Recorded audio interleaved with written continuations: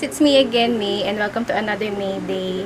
Today is June 17, and lalabas ako ngayon, and itatry ko tong Canon Ixus 190 for vlogging.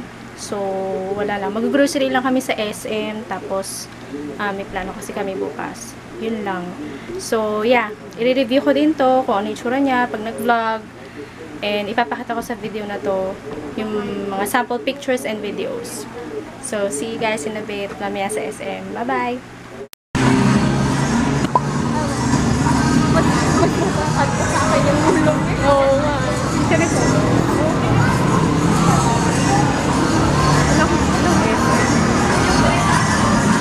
Hi! Ako na naman yung unang kasama. Kita ba tayo? Hindi na tayo mamasahay pa. Dito na kami sa SM.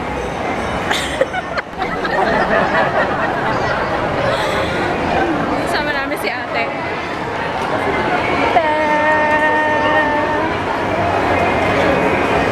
Dito na kami sa SM. Ulit-ulit? Dito yung mag-jowa ko bakas. Ang laki kasi ng bunga ko. Diyan nakakahiya.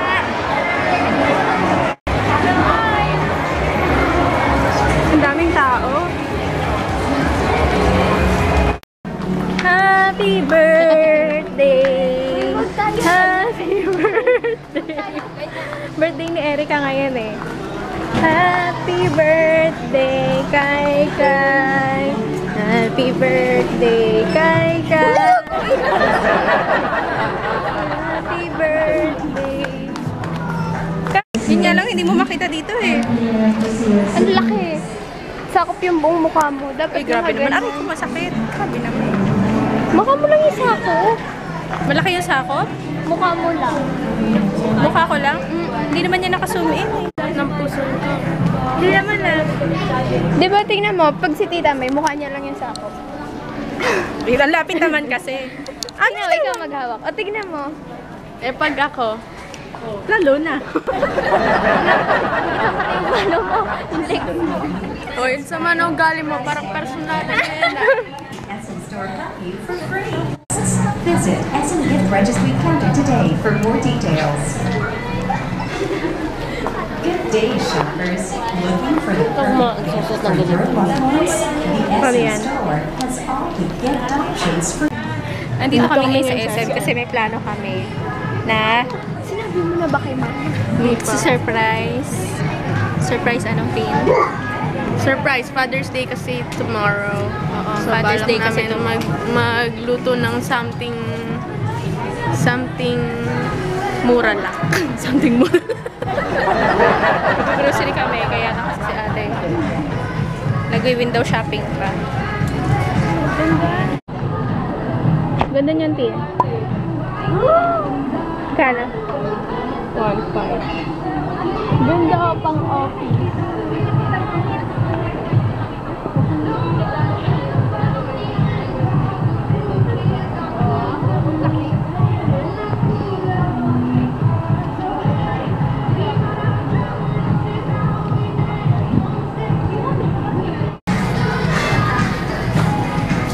Partner sa shorts mo, Tin. Sarado mo. Parang panlalaki. Hindi, pababae yan. OOTD. Ate, magkano yung ganito? Nung nakasuot ako nung sa bagay, Patingin. nakasuot ako nung di ba binili natin yung Tinanungan siya. yung nagsuot tayo yung binili nating cardigan. Wala nung bumili tayo dun sa may Tinanong siya mga brocol, tinanong ako, ate, magkano to? Mukha ba akong Mukha ba akong tinder? Naka-bonnet pa siya, naka-cardigan, tapos naka-cardigan niya. Tapos may bag pa dito na parang yung belt bag na lalagyan. Lalagyan ng paninda. Kaya napagtanungan tuloy ako. Ano ka lang? Ganda ng lightning din. Sabi mo kasi lightning eh.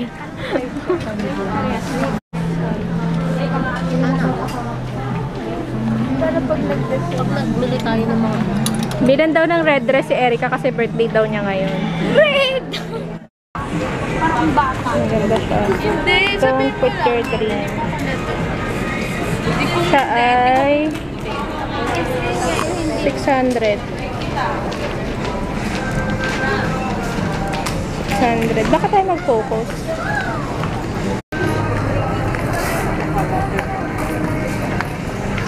Something wonderful will happen. Gusto ko itong block. Inspire others every day.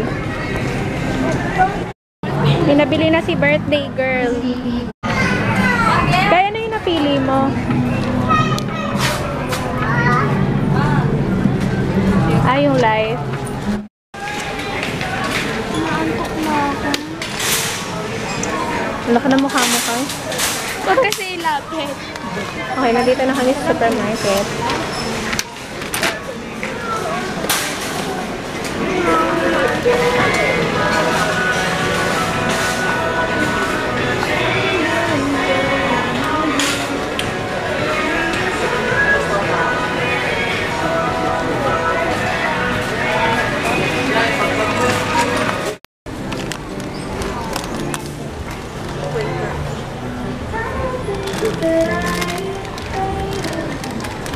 Lasa yan, ha?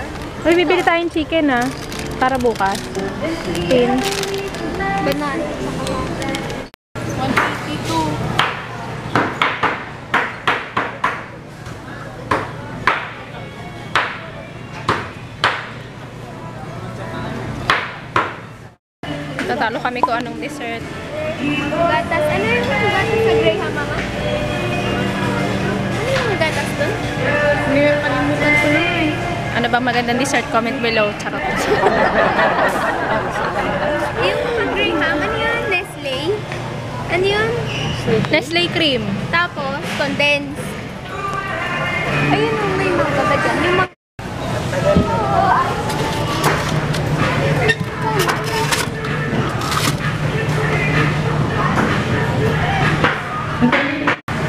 Anong flavor kinuha mo?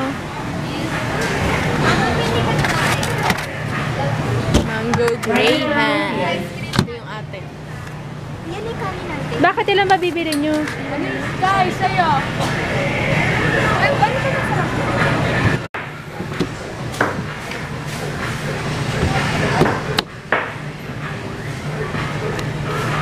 Ano, tapos may isang kulay na iba.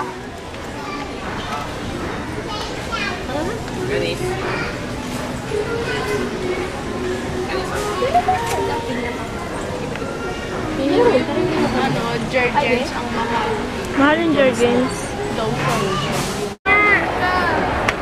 Okay, bago na ngayon patakaran. Napunta kami ng food court. Thanks so much. Na kami ng food court.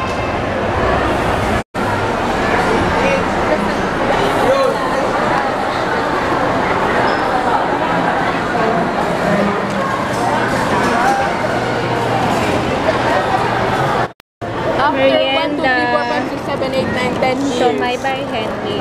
Ngayon na lang ulit. Sila Siopaw. Si Ate Siopaw. Ate, oh. Mama, yan yung ano. Kain tayo. Video ka. At pag nag-video, hindi.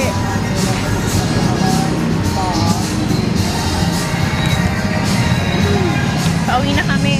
May ilaw naman dito eh. Lang tayo. Kita ba? Nag-Uber.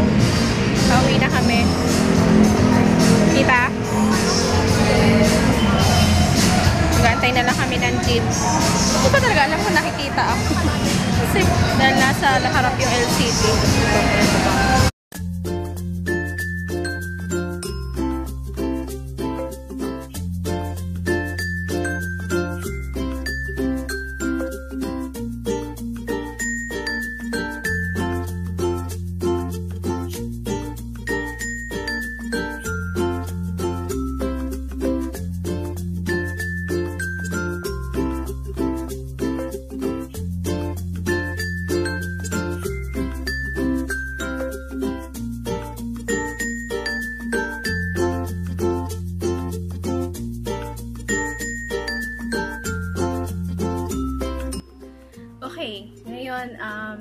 sasabihin ko na kung anong verdict ko dito sa Canon na to.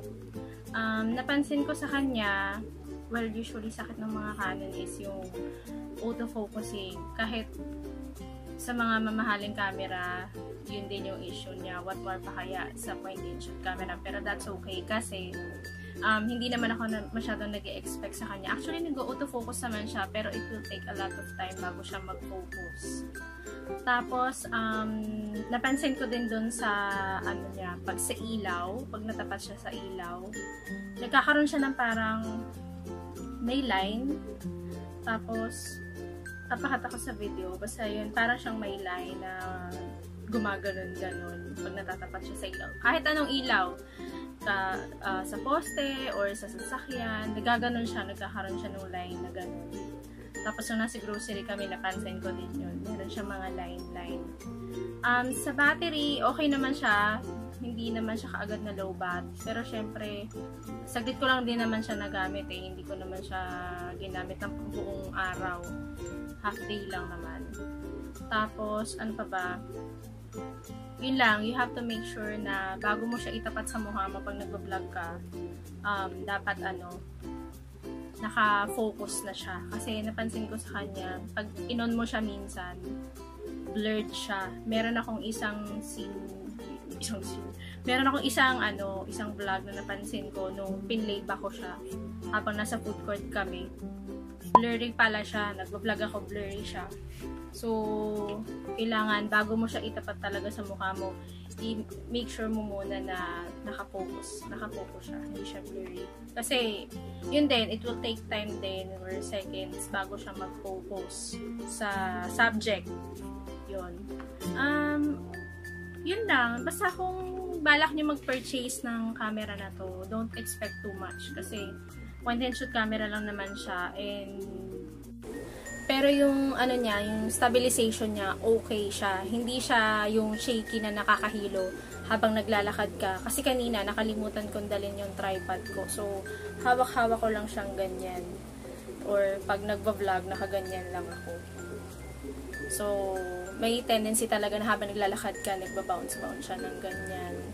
Tapos, siguro technique na lang din. Parang yung dati, pag nagsiselfie ka, nung wala pa yung front cam ng camera, hindi pa uso dati, isasakto mo na lang din talaga sa sa mukha mo yung lens para nasa frame ka talaga. Yun. So, yun lang yung masasabi ko sa camera na to. And, sa tingin ko, sulit naman siya. And, compact din kasi siya. Pwede mo siyang dalhin, silid lang sa bag mo, sa maliit na pouch. Tapos, hindi rin siya ganun kadaling maglumpat. So, yun. Yun yung masasabi ko sa camera na to. So, kung gusto nyo bumili, okay naman siya, guys. Anong presyo nga pala nito, hindi ko kasi nasabi dun sa unboxing video. Ano siya, 7,000, basta ko lang 8,000 siya. Ilalagay ko na lang sa description box yung exact price niya. Sa camera house ko kasi ito binili. So, yun.